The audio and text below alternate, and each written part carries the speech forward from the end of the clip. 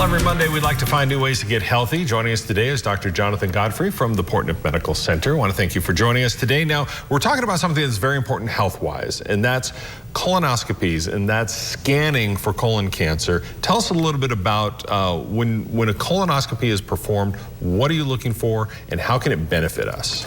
Yeah, that's a very good question. With colonoscopy, the main benefit with the colonoscopy is not only potentially detecting colon cancer at an early stage, but also finding polyps, which are little tiny bumps that can grow inside the colon.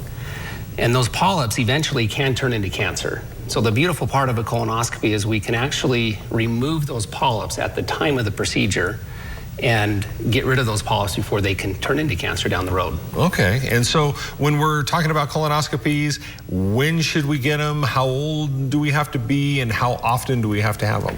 Yeah, so the guideline for initiation for screening colonoscopies has lowered over the past couple of years. We used to start screening colonoscopies around the age of 50, but recently the societies have lowered that age to 45.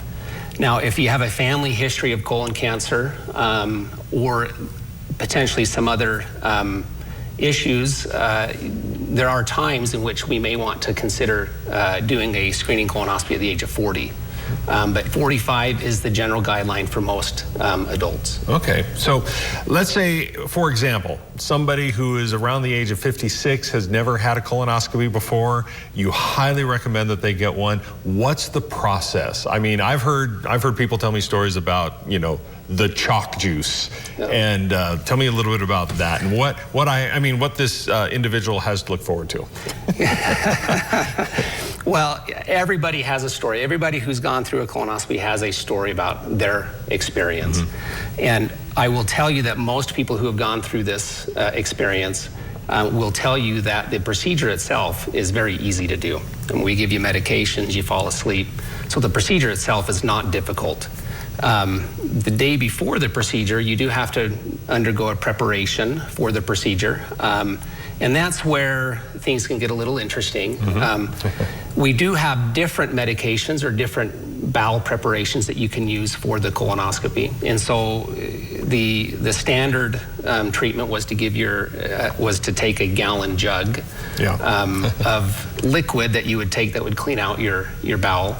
But there are newer bowel preps available that are less volume and easier to take, and so that should not be, you know, a deterrent for someone getting a colonoscopy.